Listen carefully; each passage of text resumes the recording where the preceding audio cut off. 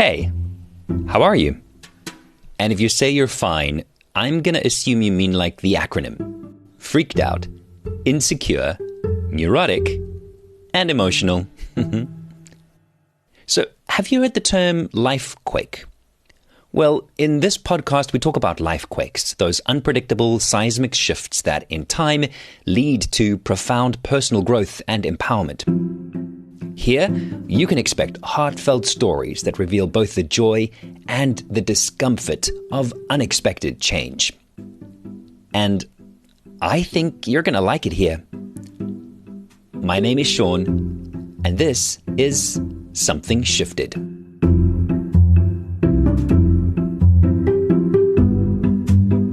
Today's story belongs to Verity. Your life is a book. If you're not enjoying the read, pick up your pen and write a different story. That's next.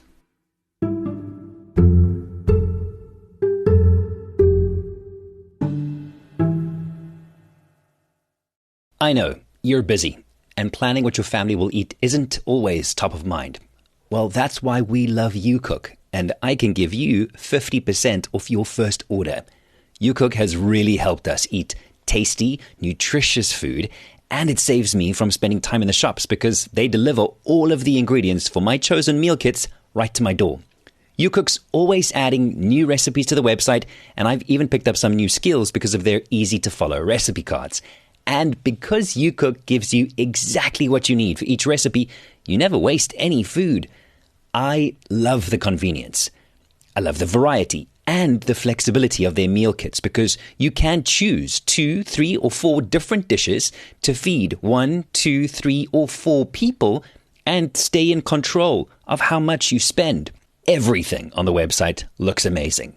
So choose from meal kits or ready-made frozen crafts, weekend boxes, desserts, pizza, lunch boxes, wine. They've got it, and you can have it for less. Go to youcook.co.za and use my code #shift50 and pay half price for your first order. Go get it, shifters. That's youcook.co.za and use the code #shift50 at checkout to get 50% off your first order. Do it today.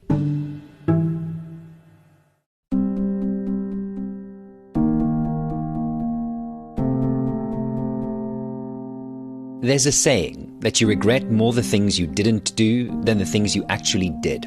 Sometimes we use the saying to justify big, bold moves like splurging on a luxury item or to excuse some outlandish behavior. But in reality, the things you didn't do, the what-ifs, the could've, would've, should'ves, the if-onlys can haunt you for a long time. The biggest regret I have is at 23, you don't really tell your parents how awesome they are. How many of us can honestly say that we were showing our parents gratitude in our younger years? And why would we? For most of us, in our teens and 20s especially, we're finding ourselves in this great big world, and life is full of possibilities. We live fast and hard, with little capacity to appreciate what and who we have. My dad he was a character. He was 48 when I was born, so he was a much older dad back in the 70s. That was like really geriatric. So I had this older dad. He was tall, he was skinny, he was bald. When you'd pick me up, people thought he was my grandfather. So as a teenager, I was always like, oh, so uncool. But now, looking back, Verity can see clearly how cool her dad actually was. So he was reading any book around the power of the mind, Think and Grow Rich or How to Win Friends and Influence People. And then the poor man would try and share it with his opinionated teenage daughter. And, so come on, Dad, like, really, what do you know? So he actually took to writing me letters, and he would leave them at the top of the stairwell in our house. If I'd been in a particularly bad mood or a real brat, and he'd be like, it's very hard living with a 16-year-old, and I can see you going through a lot. And then he'd give me all this advice going, maybe this will make sense later. And he just did that relentlessly. At the time, Verity didn't realize the value of these letters. She was just 16. But her dad stuck with it, kept writing her letters, knowing in his hard-earned wisdom that these things will be important in time. I speak about my dad a lot. The man's had world acclaim in speeches I've done because he really was such an inspiration. Verity was 24 and pursuing a music career as a songwriter in London when her dad became ill. My sister and my mom didn't want to tell me that my dad was so sick. They thought he had flu, so they were downplaying it to me. But something in me just was like, and I was about to go to Scotland with friends, and my dad said, go, have fun, that'll be amazing. And then I thought, you know what, I'm going to surprise them. But with just a few days before Verity was supposed to fly out and surprise her family back in South Africa, she had this overwhelming sense of dread. 3 days before I was meant to leave, I had this bizarre feeling, and I kept phoning my mom to check on my dad. And I'd phoned him on the way to hospital, and said, Doc, Dad, are you okay? I'm worried about you. And my dad, with his quirky sense of humor, had said, don't worry, you know I love breakfast in bed. He just was an absolute card. But despite her dad's attempts at making her feel more comfortable and that things were going to be okay, Verity still had this uneasy feeling. And eventually I got hold of my mom, and she was sobbing, and I was like, what's happened? And she said he had a stroke in the ambulance being transferred. I managed to get off the phone and get on a flight in December from London to Cape Town that night. Changed my ticket. It was unbelievable. Friends dropped everything. Some of them ran out of their jobs just to get me to the airport. And that was the longest 13-hour flight of my life. Verity spent those 13 hours strapped into a seat, thousands of meters up in the air. She was making her way home without knowing what reality would be waiting for her when she lands, not knowing if her dad would be able to greet her when she touched down in Cape Town. And I was shaken to my core, and we had a week with him, and it was really rough because he was paralyzed. So this very verbal father that I'd had could just look at me with his eyes, and he was totally paralyzed from the stroke. He couldn't speak, he couldn't swallow. And yeah, it was deeply, deeply traumatic watching that and having to realize that he was never going to see me do anything with my life. He wouldn't walk me down the aisle. He wouldn't meet my children. He had a living will. He was someone, if it's my time, it's my time. But yeah, it was really hard. And that living will, we had to override it because it had stipulated that there would be no tube feeding. But I think when you sign something like that, you think you're unconscious at that point. He was fully awake and aware, and we didn't know if he was going to survive or not. And we realized it wasn't for us to choose, that it's not, if you could see he was hungry. It was a really, really hard week. Verity's dad had contracted a staphylococcus infection in his heart, which caused those flu-like symptoms when he initially fell ill. That infection went on to cause a stroke. And because of the stroke, the doctors were not able to operate on his heart. And after what was a really, really hard week, Verity's father passed away. It threw me. I went from being a very upbeat, bubbly girl to someone who struggled with small talk, because everyone was still partying and was still going to bars and clubs, and I actually couldn't do it anymore because I'd really seen the reality of life, that we lose the ones we love. Verity's the baby in the family. She was in her mid-20s when her dad passed away, while her siblings were in their late 30s and had grown up lives that they needed to return to make sense of this loss in their own way. So when they left, Verity stayed. And I was with my mom. The minute I got home, I got into her bed and I slept in her bed with her for months because I couldn't handle the pain of seeing her having lost her life partner. So I think I took that on because, my sister and brother had left. And so I was the one who stayed at home. Verity's sense of loss carried over into her work. I think I processed it through my music. I wrote a song about him, Forever in Me, and it was really just celebrating the lessons he'd taught me and how he'd guided me. At the time of her dad's passing, Verity was a songwriter. And what she really wanted was to be a singer. But fear had held her back. And her dad knew this. The last letter he ever wrote me, I was living in London, too afraid to start singing, feeling sorry for myself. And he took the time to write me a 4-page letter about how all the people in our family, my brother, my sister, other examples, had turned their lives around and that I had that choice. Verity's dad had always believed in the power of the mind. And this was a way of being that was modeled to her from a very young age. We were a very cerebral family, so it was always these big dinners around our dining room table and talking about the power of the mind. Both my parents were into it, my brother and sister were into it. So from a young age, I was watching the people I loved and admired play with manifestation, they were doing affirmations. I mean, this is coming out of the 70s and 80s. They had all those tapes that people used to listen to. So I was brought up with that. And so while his death shook her to her core, Verity's dad had given her 24 years worth of lessons and countless number of letters about believing in the power of dreams. And I didn't know what to do, but I also knew that I could not live a life rooted in fear, and I couldn't live a life where I was putting my dreams off till tomorrow because my dad's death had shown me that tomorrow is not guaranteed. And so I did, at that point, make a very strange decision a few months after he died. And that decision was to run the Knysna half marathon with a friend. I don't run. I'm not very fit. But I said yes because it would give me something to do. Grief can make you do strange things. Although Verity said yes to doing a half marathon, the thought of actually training for it was exhausting. And she did what many of us do. She started listing all the excuses why she wouldn't, couldn't, shouldn't do the half marathon.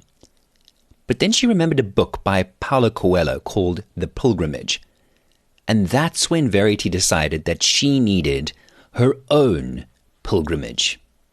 So, rather than run the Knysna half marathon, she decided to walk the Camino de Santiago across Spain. And so in my mind, I thought it was easier to walk 800 Ks than it was to run 21. And I made a decision in a day. I signed up to go and start walking on the 6-month anniversary of my dad's death and what would have been his 72nd birthday. And that was the hardest thing I'd ever done. I did it on my own, but I did it in his memory, and I did it to show myself that I could finish something. I could start and I could finish something hard. And I called it a journey for the soul and the souls because, my word, my feet were a mess at the end. But when I got to Santiago and I could look at a country and go, wow, I've walked across that, I can walk onto a stage. I can take a chance. I can try. And I came home, and that's when I recorded a demo.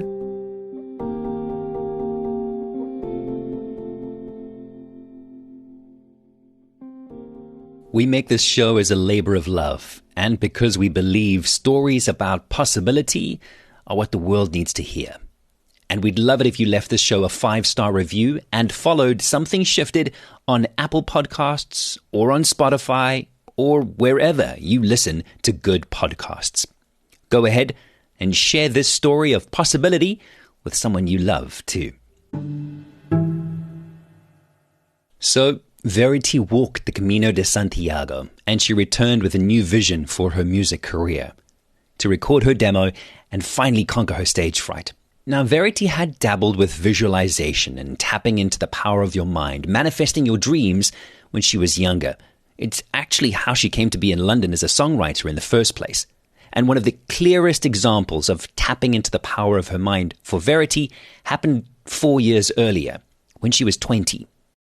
She attended a workshop with her sister and heard this story about someone who'd written a letter to the future as if something had already happened. I was struggling to work out how to get into the music industry because I was writing lyrics, but I was struggling with the music. My music was a bit it was sweet, but it wasn't great. And I was like, oh, I just need to find someone who is great with music, struggles with lyrics, has a record deal so I can get my words out into the world. And so Kay, my sister, said, well, why don't you write a letter? So I was like, okay, why not? And I went home, and I still remember I dated it the 20th of November, and it would have been 1995. And I said, dear perfect music writing partner, I'm so excited I met you tonight at Lamed. Unbelievable that you have a record deal. I put it all in there and said, like, I can't wait to make music with you. Love, Verity.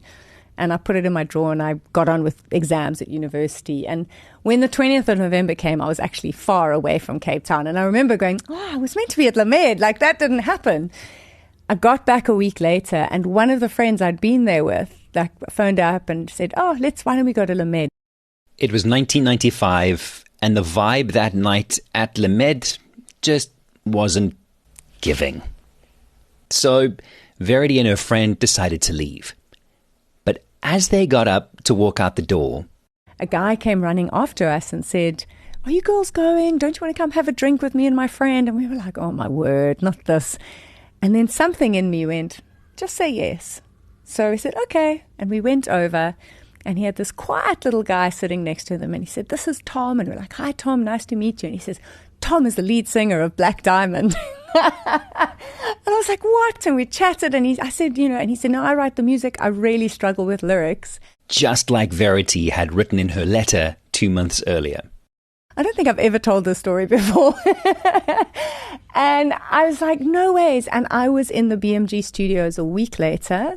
I wrote lyrics for 2 songs for them, and one of them was called Southbound. That band became semi-sane. Tom left it, and it was the lead song for Big Brother when it first came out. My jaw dropped when I first heard this story. And Verity goes on to say that she learned a very valuable lesson through this exercise in 1995, and that is to be very specific about the details. Now, the only thing I didn't stipulate in my letter was that I got writing credits or royalties. But I got exactly what I'd asked for. And I think because I'd done it in such a playful way, not really thinking it would work, there was just no resistance in the way of that manifesting. But it was freaky. And that's the kind of stuff that like my family had encouraged and we played with. And, I've tried it many times for the lottery. It's never worked. But there's been a few times where that's their influence. And that's the magic they've helped me create. So with the visualization and the positivity that her parents instilled in her, together with the experiences of the universe responding to her dreams, and the confidence she slowly forged on that 800-kilometer walk across Spain, Verity knew she wanted to get over her stage fright. I'd moved to America. I'd followed a man to America, as we say. Great life choice, but it got me there, and I was having to tell people I was a singer, and I was trying to get things going. So the person who helped me get over my stage fright was a singing coach in America called Joe, and he was this African-American man, retired Motown singer, looked like James Brown, absolute character. And I went to Joe for lessons because I still was incredibly nervous. I lacked confidence. And he was like, Verity, I'm not going to teach you how to sing. I'm going to teach you how to be confident. I was like, okay, well, good luck. Let's see how you do that. And Joe's way of teaching confidence was to make anything that could go wrong, go wrong. He would interrupt me, he would turn up the music, turn down the music, knock over the mic, shout at me. And every time I would lose my place, he'd be, Verity, when things go wrong, just keep on.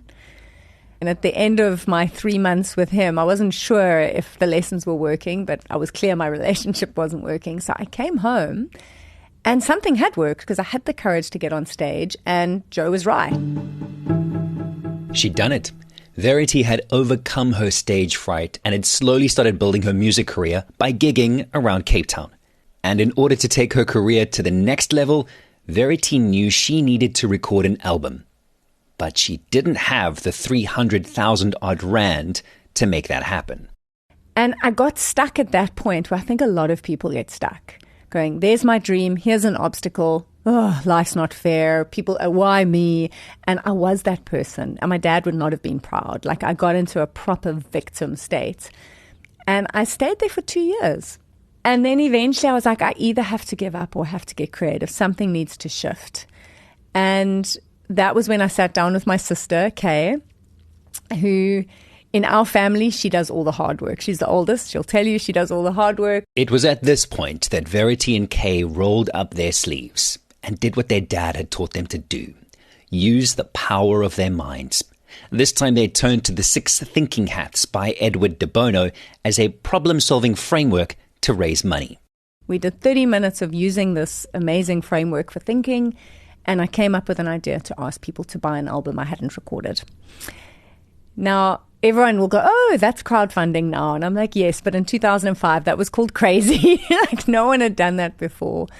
But the obstacle and finally realizing I couldn't stay stuck pushed me to shift past it, to find a way to solve that problem, and to take action on a crazy idea and really take a chance with possibly failing. But I was so excited to see if I could get people to buy something that didn't exist. But we sold 2,000 copies of nothing in 25 countries. We gave 10% to charity. We released it in 2007, and I didn't become famous for music. Everyone was like, come speak to us about innovation. I was like, that's not the plan. I'm trying to be a pop star. So with all the positive thinking, the manifestation, using the power of her mind, you might be wondering, did Verity make it as a pop star? Sure, I was very disappointed the music career didn't take off. But I really started to grapple with depression, with anxiety. For anyone who knows the Enneagram personality thing, I'm a 4. And for those that don't know the Enneagram personality thing, a 4 is an individualist. They're self-aware, sensitive, emotionally honest, creative people. But they can also be moody and self-conscious. So shame is my friend, often in the back seat and sometimes in the driver's seat if I'm not careful. So I really struggled with my life doesn't look the way it's supposed to look. And it was my ego's idea of you're meant to be famous, the world is meant to love you and choose you and say yes to you, and then you'll be happy. And my soul was going, no, actually, this was showing you how to do things differently. And now you have the opportunity to help other people solve their problems. Because I had to have the grace to let go of the ego's dream and step onto the soul path. And then my life became so much easier. The biggest lesson I learned from that was that your ego often has one idea of what your life should look like, and your soul has another. The journey to her soul path was also a steep climb. But by now you know that Verity doesn't choose the easy route. She doesn't do the 21 kilometers when she can go 800 kilometers. Verity's soul path led her to the World Championships of Public Speaking. And this would be her stage. I had entered in 2012, not understanding the scope and of how huge this contest was, with 35,000 contestants from 150 countries. I competed again in 2015. I got as far as the Western Cape level, where I came third. And then at that point, I put a lid on it and thought, bit of a fixed mindset. And then something shifted for me in 2020. And the man who became the 2020 world champion, Mike Carr, his speech was about innovation. And his message was, the victory is not in the result. The victory is in the try. And I think we all, like, when you hear a message, when you're ready for it. And I was like, I'm not even trying with this contest. And a week later, I had to do a little speech at my club, and I shared a story about my mum growing up would always say to me, Verity, we need to leave the world better than we find it. And I would get, again, as a tempestuous 16-year-old, oh, come on, Mom, what do you know? And I wrote a speech about how actually that is how I've lived my life. She'd succeeded in drilling it into me. I suddenly thought, that's a contest speech. That's a speech that could do well in a contest. And like seconds after thinking that, a voice inside me said, you're going to be the next world champion. And I got goosebumps because I was like, no, come on. Like 35,000 people, no one from Africa has ever won that. That's ridiculous. And so Verity set out to become the world public speaking champion in 2021. And so I started working 3 months before the first contest with this single-minded focus to bring the trophy back to Africa.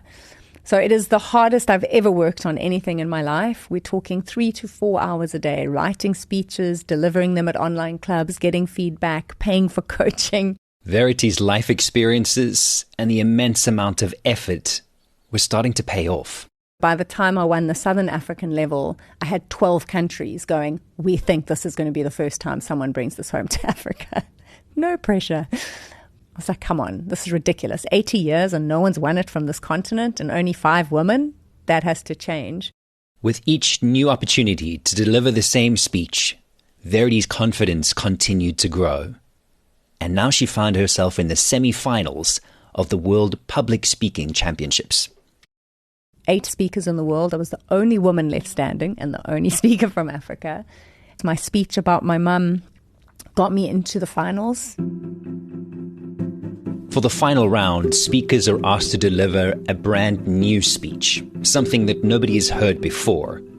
Verity had the chance to tell a very special story. And I had a second speech ready that I'd been working on for 100 days about my dad and about that last letter he wrote to me before he died. And I gave it everything, and it was life-changing to hear the news that I'd actually won. These speeches were such testaments to my parents that I cried so much while rehearsing them and hoping they could hear how much I loved them. And my speech that I won with was literally saying, your life is a book. If you're not enjoying the read, pick up your pen and write a different story. So it was about being the author of your life. And so even though Verity might have regretted her teenage feelings towards her dad, she made sure to tell him how cool he was in many ways since. I did a lot to process that in the years after he passed. I wrote it as a song, and it was what I wanted my dad to know was how much he taught me, and thank you for teaching me to live life with nature's tools, speak other people's tongues, don't stick to stupid rules, do as you would have done. But it really was, he taught me how to live lightly on the world, how to live, but also live lightly with humor and connection to others and to have a reverence for nature. And I told him that, he just could squeeze my hand and look at me. It's easy to think you've got time. So I think he had an inkling, but wherever he's looking down from now, I think he's got a very good idea. Verity Price works in the competitive industry of public speaking and facilitation, helping others write their own stories. She lives in Claremont with her husband and little boy, and you can listen to the song she wrote for her dad, Forever in Me, on Spotify.